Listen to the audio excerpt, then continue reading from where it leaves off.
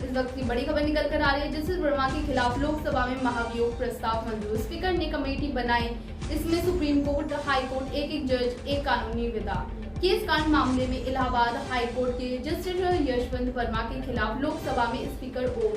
बिरला ने मंगलवार को महाभियोग प्रस्ताव को स्वीकृति दे दी। स्पीकर ने कहा, मुझे रविशंकर प्रसाद और विपक्ष के नेता समेत कुल 146 सदस्यों के हस्ताक्षर प्राप्त हुए। उन्होंने मुझे बताया कि इस प्रस्ताव में Allahabad high court justice Yashwant Verma पद से हटाने की मांग की है। स्पीकर ने जांच के लिए 3 सदस्यीय कमेटी का गठन किया। इसमें सुप्रीम कोर्ट, हाई कोर्ट, एक जज और एक कानूनी विदा शामिल है। जांच समित रिपोर्ट तक महाभियोग प्रस्ताव लंबित रहेगा। माननीय सदस्यगण, मुझे दिनांक 31 जुलाई 2025 को श्री रविशंकर प्रसाद और सदन में प्रतिपक्ष के नेता सहित सत्ता पक्ष व प्रतिपक्ष के कुल 146 सदस्यों द्वारा हस्ताक्षरित निम्नलिखित प्रस्ताव की सूचना प्राप्त हुई है, जिसमें भारत के राष्ट्रपति को माननीय इलाहाबाद उच्च न्यायालय के वर्तमान न्यायाधीश न्यायमूर्ति यशवंत वर्मा को न्यायाधीश जांच अधिनियम 1968 की धारा 3 के साथ भारत के संविधान के अनुच्छेद 124(4) के साथ पठित अनुच्छेद 217 और अनुच्छेद 218 के अंतर्गत उच्च न्यायालय के न्यायाधीश के पद से हटाने के लिए एक समावेदन प्रस्तुत करने का प्रस्ताव है।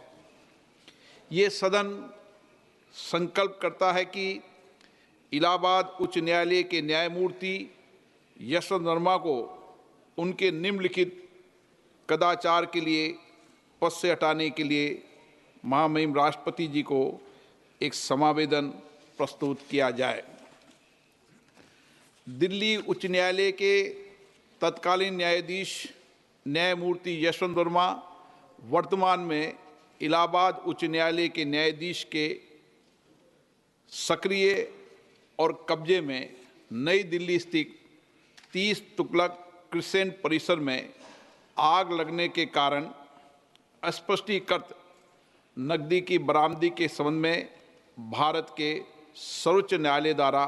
सार्वजनिक किया गया विवरण हमें 15 मार्च 2025 की सुबह 30 तुगलक क्रिसेंट नई दिल्ली से जली हुई नकदी, धन, मलबे को हटाने के संबंध में साक्ष्य की भी जानकारी है। हमने न्यायाधीश जांच अधिनियम 1968 के सामान्य प्रावधान और विशेष रूप से उसकी धारा 3 के प्रावधानों का अध्ययन किया है और हमें उनके बारे में परिचित कराया गया है। हमने न्यायाधीश जांच अधिनियम 1969 के प्रावधानों का भी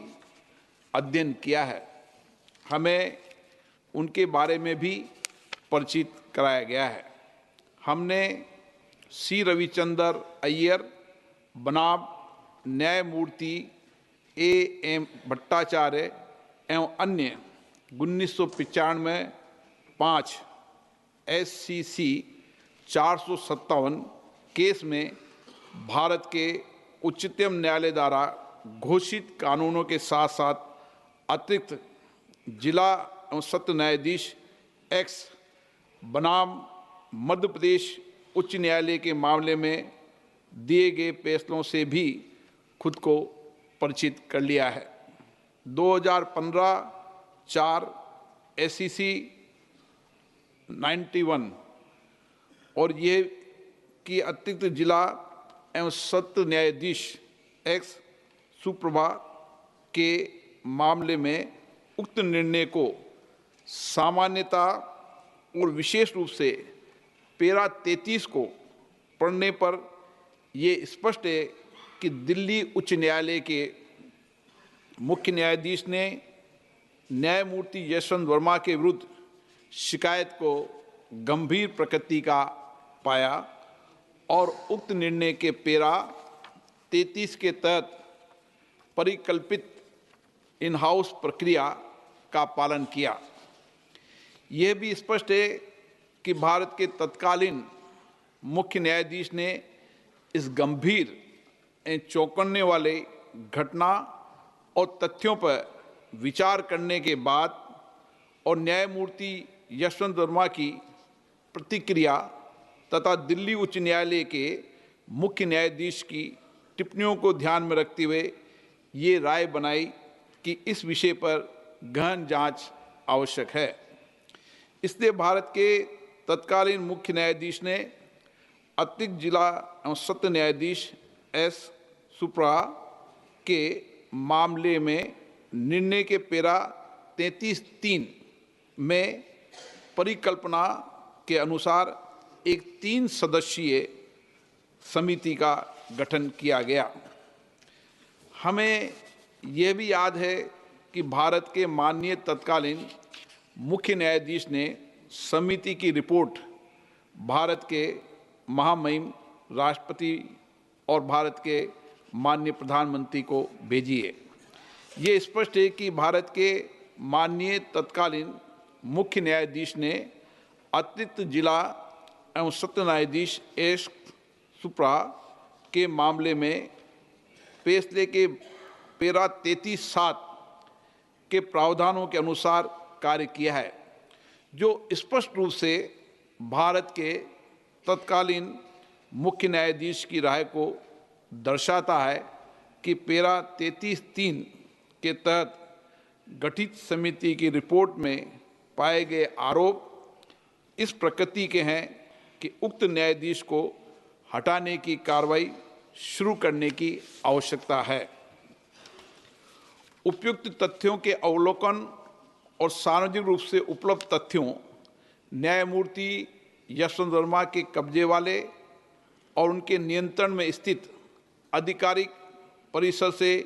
जली हुई नकदी की बरामदी और उसे हटाने से संबंधित परिस्थितियों की स्वतंत्र रूप से जांच करने के बाद हम स्वतंत्र रूप से ये भी पाते हैं कि भारत के संविधान के अनुच्छेद 124 के साथ पठित अनुच्छेद 217 और अनुच्छेद 218 के तहत हटाने की प्रक्रिया न्यायाधीश अधिनियम 1968 और उसके तहत बनाए गए नियमों के अनुसार शुरू की जानी चाहिए। वेदांत चरित्र और वित्तीय बौद्धिक ईमानदारी न्यायपालिका में एक आम आदमी द्वारा रखे गए विश्वास की नींव है और यह भी कि वर्तमान मामले से जुड़े तथ्य जो कि भ्रष्टाचार की ओर इशारा करते हैं वो भारत के संविधान के अनुच्छेद 124 के साथ अनुच्छेद 217 और अनुच्छेद 218 के तहत कार्रवाई और प्रक्रिया के योग्य हैं और संसद को इस विषय पर एक स्वर में बोलना चाहिए और देश के प्रत्येक नागरिक को सार्वजनिक जीवन में भ्रष्टाचार के प्रति जीरो टॉलरेंस के अपने संकल्प के बारे में एक स्पष्ट संदेश भेजना चाहिए। अतः हम भारतीय संविधान के अनुच्छेद 124 के साथ पठित अनुच्छेद 217 और अनुच्छेद 218 के अंतर्गत इलाहाबाद उच्च न्यायालय के न्यायाधीश न्यायमूर्ति यशवंत वर्मा को पद से हटाने के लिए ये प्रस्ताव प्रस्तुत करते हैं। कृपया इस प्रस्ताव पर आगे की कार्रवाई की जाए। इस प्रस्ताव को नियमानुसार उचित पाते हुए मैंने इसकी स्वीकृति प्रदान की है। न्यायाधीश जांच अधिनियम 1968 की धारा 3 की उपधारा 2 के अनुसार मैंने न्यायमूर्ति यशवंत वर्मा को पद से हटाने के अनुरोध के आधारों की जांच करने के उद्देश्य से निम्नलिखित 3 सदस्यों वाली एक समिति गठित किए। माननीय न्यायमूर्ति श्री अरविंद कुमार, न्यायाधीश उच्चतम न्यायालय, माननीय न्यायमूर्ति श्री मनिंदर मोहन श्रीवास्तव,